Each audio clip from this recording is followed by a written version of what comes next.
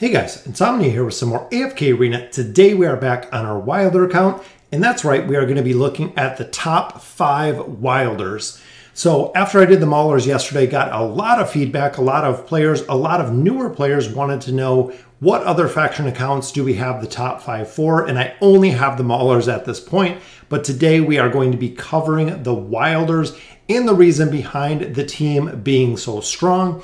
So let's go ahead and we'll get right into the heroes. So looking on this account, this is all Wilders. This is what we focused on building. So coming in at number 5 is, of course, Gorvo. Gorvo, I have very underestimated.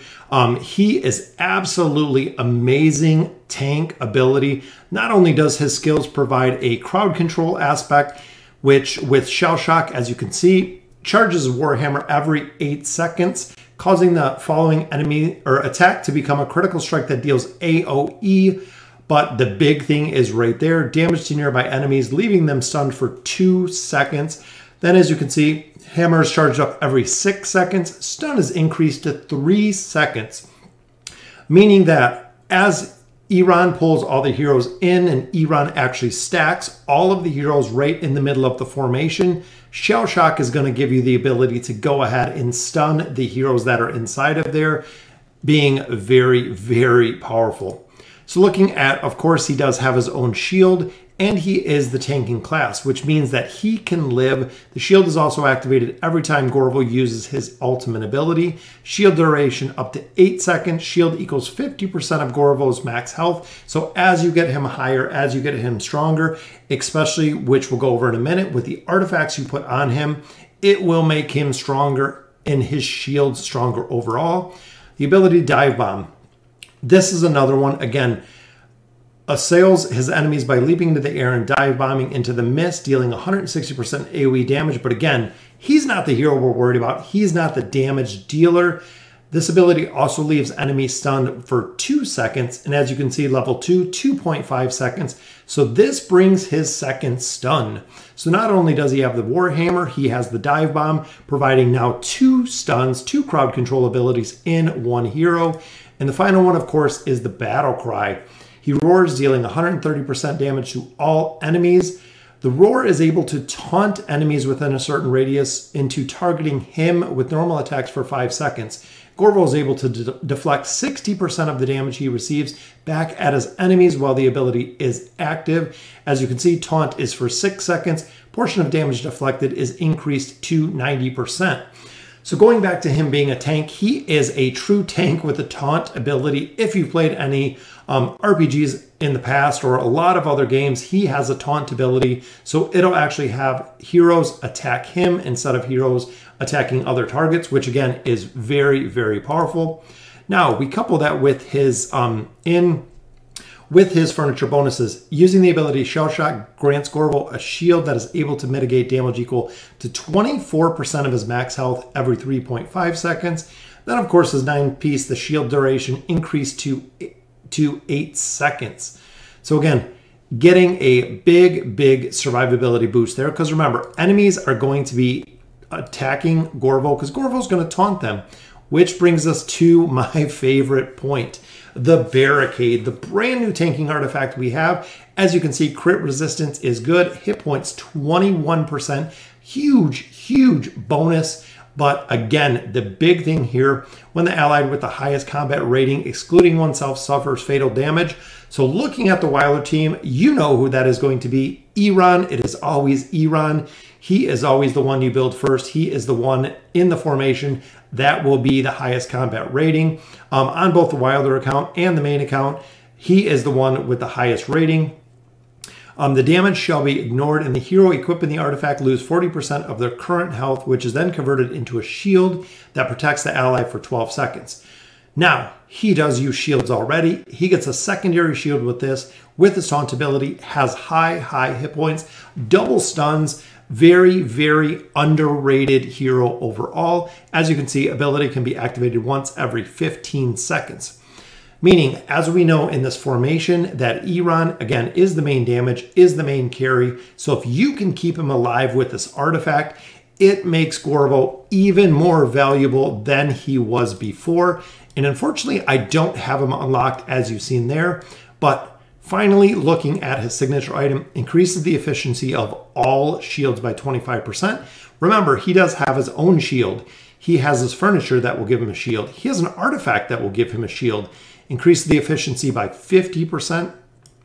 If the shield created by the ability Shell Shield is not broken within a certain period of time, the remaining shield to be converted into energy, which allows him to do his Roar again. Ability restores up 250 energy points. And then, of course, the plus 30. When in a shielded state, Gorvo will recover 5% of his max health every second, which again, looking at the shields he provides, looking at the artifact, looking at the furniture bonuses, he is going to have shields. And he is going to have very, very effective shields. Again, I really feel he is very underutilized when it comes to tier list, but I would absolutely put him in at number 5 when it comes to the Wilder team overall. Very, very cool, unique hero to use. Which brings us to our number 4. Number 4 is Leica. Leica, a very, very powerful Wilder because she really brings a couple strong items to bear, which of course, this is what everyone loves her for. Enters into battle, increasing haste and energy when she comes into battle, which is very, very powerful. The haste ability she brings not only allows you to attack first, but it allows you to gain energy a lot faster than the enemy, as well as the energy she brings. The second ability, of course, is the foe's fragility, which is able to defense rating is decreased by 25%. So when you have some of those tough targets like Gorvo, like Lucius, like Arthur, Wukong, a lot of the heavy tank heroes that are very, very difficult to go through, foe's fragility, and Leica will actually go straight through them just like Swiss cheese because she does the defense rating reduction, which in turn allows Iran to do more damage, creating the synergy between those two. Looking at Rapid Arrow, shoots off 3 arrows in a quick succession. Each arrow deals 120% damage. Damage goes up, and also 45% of the damage is converted into health, so has her own little heal in there. And then, of course, her Shooting Star ability, or Star Shot, shoots an arrow that deals 220% damage to all enemies it pass through. It's actually kind of an arc, or excuse me, kind of like a straight line, similar to Zephyriel's lightning, and it does knock them backwards, so it does have a knockback effect as well. Which brings us, of course, to her artifact. Her plus 20 artifact is where you want her to really maximize her damage, and her damage output actually goes through the roof when she hits this plus 20. Raises damage by 0.2 for every point of accuracy an ally has, which exceeds the dodge rating of their target. Damage can be increased to a maximum of 20%. So at the maximum, she has a 20% maximum damage boost, which is very, very nice. The effects of this ability excludes any intelligence-based allies. So the damage, again, she is a tank killer, which is awesome, as well as agility heroes because she has very, very high accuracy, especially when you get her to the plus 30. Increases all allies' accuracy by 100% while she is alive, allowing them to hit the targets more, which is very, very powerful depending on the team comp you're running. So she definitely comes in the number 4 slot. And of course, her furniture targets the nearest 2 enemies with Rapid Arrow the first time it is used, but look at the 9-piece. Look at the absolute phenomenal 9-piece she has. Every normal attack targets the nearest 2 enemies simultaneously. So instead of just hitting 1 enemy with a normal attack, you are going to hit 2 enemies, essentially doubling the damage of normal attack. And of course, you are hitting 2 enemies, not the same enemy twice. You're hitting the nearest 2 enemies simultaneously. Again, effectively increasing or doubling the normal attack damage that she's going to do. Which brings us, of course, to number 3, which is Tassie. Tassie provides crowd control, which can be only matched by kind of one hero, which is Mahira. Looking at her skills, she does have her slumber ability. Puts all enemy targets to sleep for 4 seconds. As you see, level 2 goes to 5 seconds. Damage dealt after waking up is increased to 30%. So the slumber ability is similar to Mihiro's mesmerize ability. Mihiro will have the heroes attack themselves, where slumber just puts them to sleep, but both very, very powerful crowd control ability. Which brings us to banishment. This is the other reason why heroes and players absolutely either love Tassie or they absolutely hate Tassie. Tassie banishes the enemy target with the highest attack rating for 4 seconds. As you can see, level 3 takes it to 6 seconds. When in banished state, the enemy cannot attack or be attacked. She will go through a battle and banish multiple heroes multiple times. We see it a lot with Shimira. We see it a lot with the really high caster targets, which are high priority, but you don't have to worry about them because she will banish them. She'll banish Brutus, she'll banish Shimira. And as you can see, there also steals 40% of the target's attack rating while they're banished.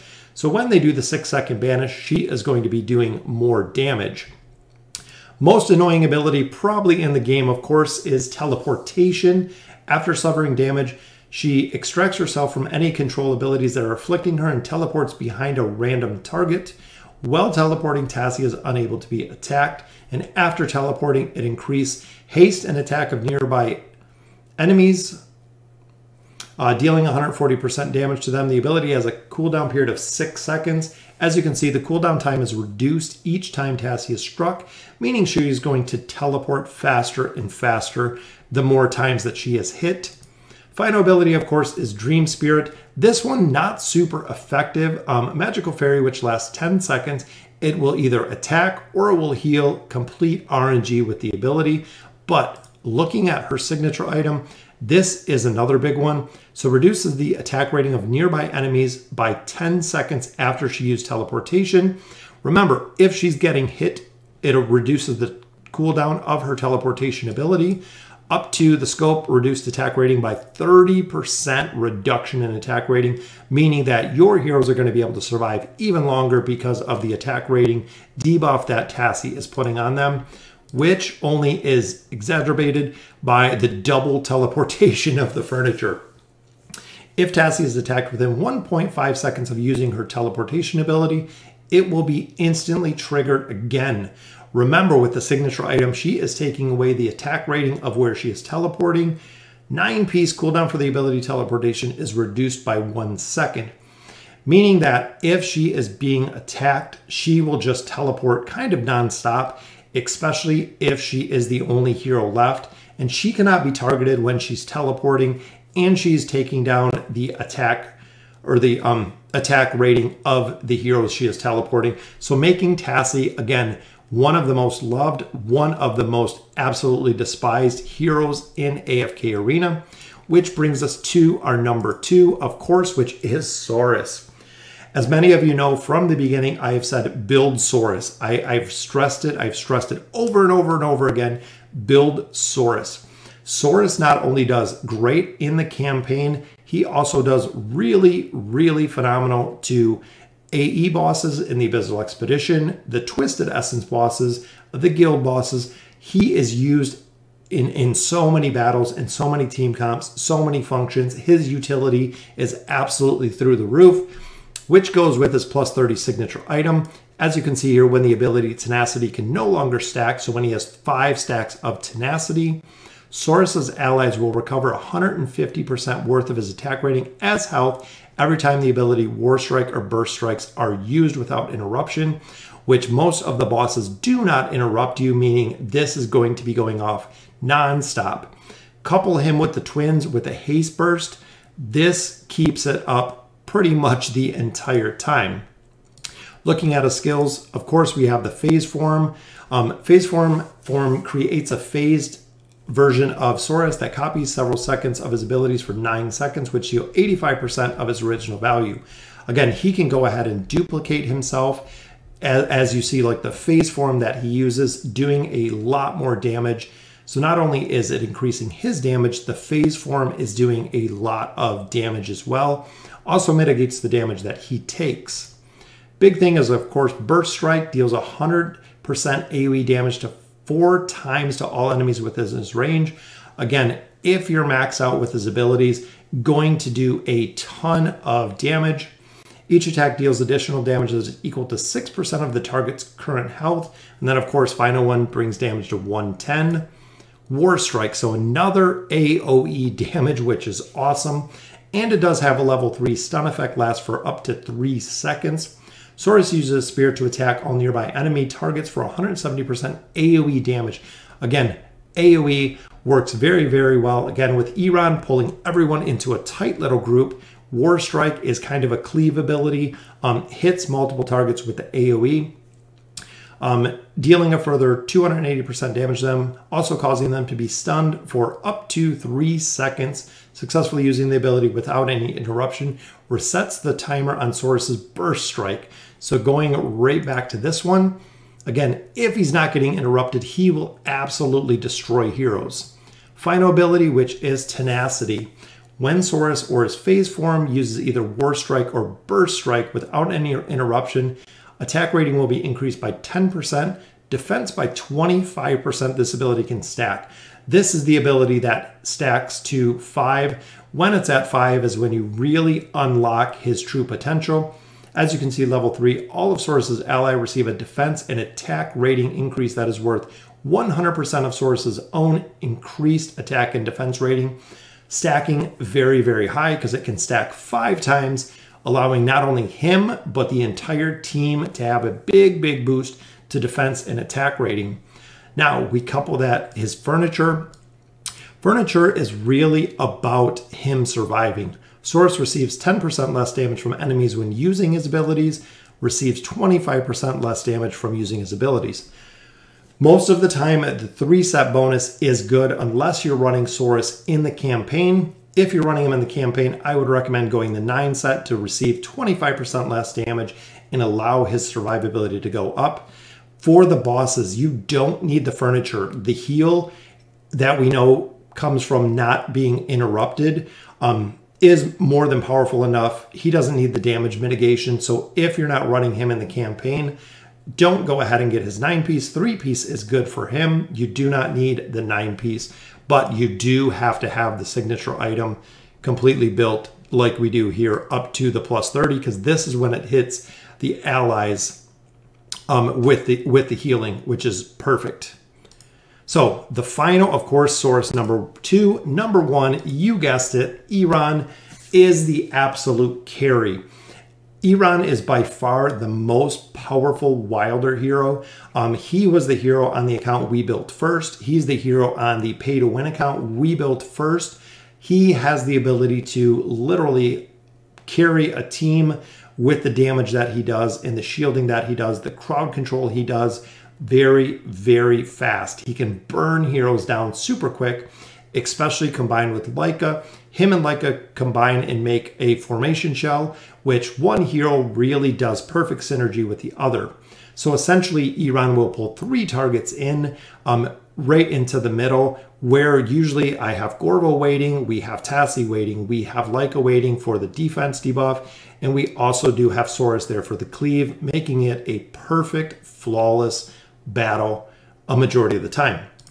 Looking at his abilities, signature item on him is absolute priority because of not only the haste that it brings, but also the ability Elemental Surge has a chance for the enemies to become frozen.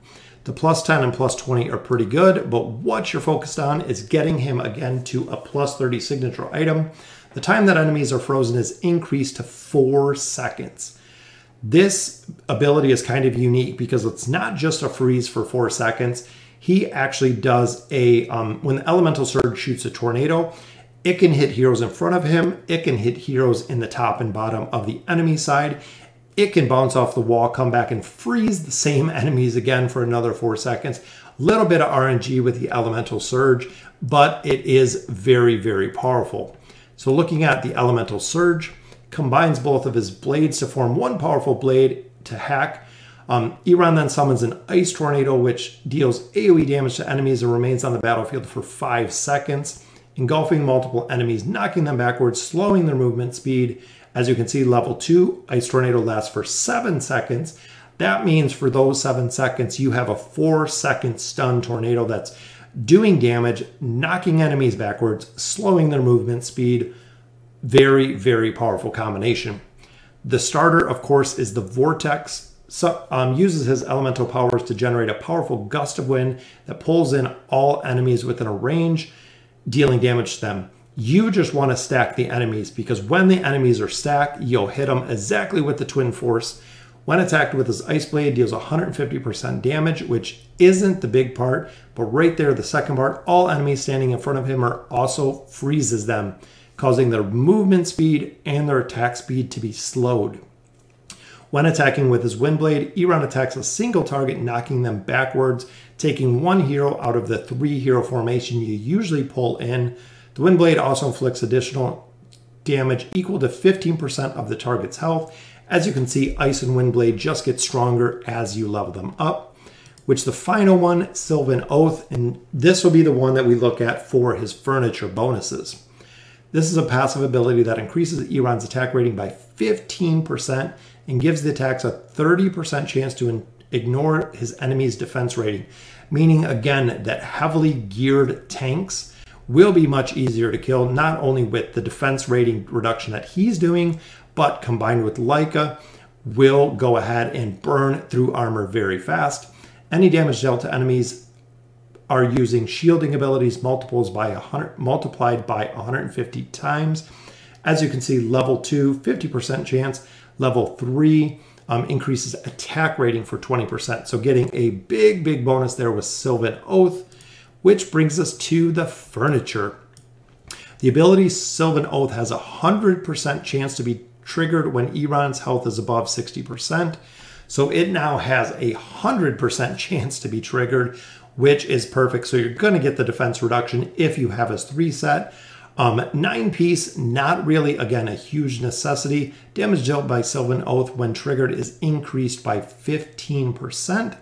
So if you're using Iran as a main carry, 9 of 9 is really a necessity. 3 of 3 he can survive depending on the heroes that you're getting furniture for. But overall, Iran has been the #1 Wilder hero. If you're looking to build a hero, he is the priority. Most players use the formation, the Wilder formation, for pretty much the entire game. If you build it earlier, I'm using it in chapter 30. I used it through all the way up to chapter 30. I've used it on my main account in chapter 32 plus. It is a very strong combination between all of the heroes. The other honorable mention for this one is, of course, the 2 is Lorzen and Soros. Kind of situational. Lorzen overall does a link between heroes, which allows Iran to sometimes kill the back hero. The problem that I found with Lorzen overall is if he links a hero to the back and by chance the back hero is banished, they're not taking damage because they're banished and they're immune at that point, so it doesn't do much. He should be a support hero in my opinion, because of the abilities he has. And then also Soros. Soros does pretty good. I expected a lot more out of her, especially having her furniture with her Floral Spectre. Does good in the way of damage, but as far as the team synergy, doesn't really have it. So when you look, the other replacement is kind of Namora out of this combination. But the Flawless, so if you have Iran pull the heroes in, you have Soros with Burst, with Heal, with Stuns. You have Gorvo with Shields and Stuns, which is very powerful. You have Tassi for crowd control, and then you do have Leica in Iran, which is the kill power with the crowd control that Iran brings, makes a perfect Wilder team. So let me know in the comments what you guys think. Let me know what Wilders you are using. If you use Gorvo, definitely let me know. I cannot wait to get him built. We need a little more food. As you can see, we have multiple copies down here, but a couple more copies of fodder, and he will be built on the Wilder account. Super stoked. They're already into chapter 29 at this point. So again, let me know what you guys think of the Wilder team. And as always, thank you guys for watching.